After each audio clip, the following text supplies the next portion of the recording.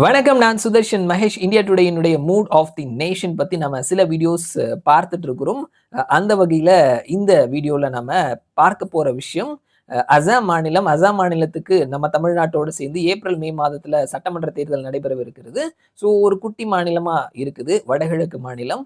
அந்த மாநிலத்துல இன்னைக்கு டேட்ல 2025ல லோக்சபா தேர்தல் நடந்ததுன்னா யாருக்கான வாய்ப்புகள் இருக்குது அப்படின்னு சொல்லிட்டு இந்தியா டுடே ஓட்டரோட சேர்ந்து மூட் ஆஃப் தி நேஷன் அப்படின்னு சொல்லி எடுத்திருக்கக்கூடிய அந்த கருத்து கணிப்பு முடிவுல அசாம் மாநிலம் பத்தியும் எடுத்திருக்கிறாங்க. அசாம் மாநிலத்துல யாருக்கான வாய்ப்பு இருக்குது அப்படின்றத தெரிஞ்சுக்கலாம். அசாம் மாநிலத்துல தற்பொழுது என்டிஏவினுடைய அரசாங்கம் இருக்குது. ஹிமந்த பிஸ்வா சர்மா மாநிலத்தினுடைய முதல்வராக இருக்கிறாரு. 2வது முறையா என்டிஏவினுடைய ஆட்சி நடந்துட்டு இருக்குது அப்படின்றத நம்ம பார்க்க முடிகிறது. ஸோ யாருக்கான வாய்ப்புகள் இருக்குது அப்படின்றத தெரிஞ்சுக்கலாம். மொத்தமா 126 தொகுதிகள் இருக்குது. இதுல என்டிஏ 84 இடங்கள்லையும், காங்கிரஸ் 22 இடங்கள்லையும், மற்றொரு எதிர்க்கட்சி 20 இடங்கள்லையும் தற்பொழுது எம்எல்ஏக்களா இருக்கிறாங்க.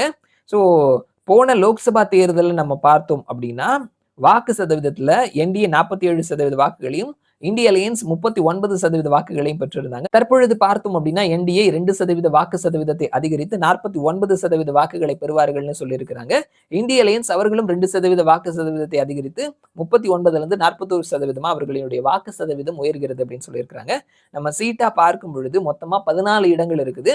ஸோ இதுல போன முறை என்டிஏ 11 இடத்துலையும், இந்திய அலையன்ஸ் 3 இடத்துலையும் ஜெயிச்சிருந்தாங்க. தற்பொழுது நிலவரப்படி பார்க்கும் பொழுது என்டிஏ 11 இடத்துலையும், இந்திய அலையன்ஸ் 3 இடத்துலையும். லோக்சபா தேர்தலில் என்ன மாதிரியான மனநிலைமை இருந்ததோ அதே மாதிரியான மனநிலைமை, அதே மாதிரியான சீட் எண்ணிக்கை தான் என்டிஏ அண்ட் இந்திய அலையன்ஸ்க்கு கிடைக்குது அப்படின்றத சொல்லியிருக்கிறாங்க.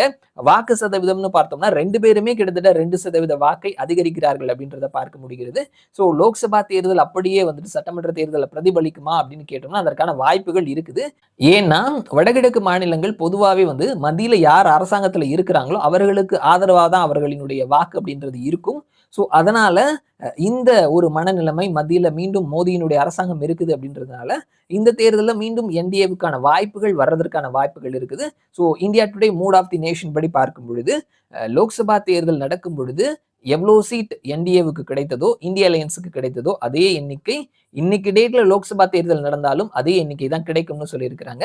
ஸோ இது எந்த அளவுக்கு சட்டமன்றத்தோட பொருந்தி போகுது அப்படின்றத நம்ம வெயிட் பண்ணி தான் பார்க்கணும். ஃபைனல் ரிசல்ட்ஸ் மீண்டும் ஒரு முறை இன்னைக்கு டேட்ல லோக்சபா தேர்தல் நடந்தது அப்படின்னா என்டிஏ 11 இடத்துலையும், இந்திய அலையன்ஸ் 3 இடத்துலையும் ஜெயிப்பாங்க அப்படின்னு சொல்லிட்டு India today mood of the நேஷனா சொல்லியிருக்கிறாங்க. மறுபடியும் நான் உங்களை இன்னொரு வீடியோல சந்திக்கிறேன். அது வரைக்கும் நன்றி.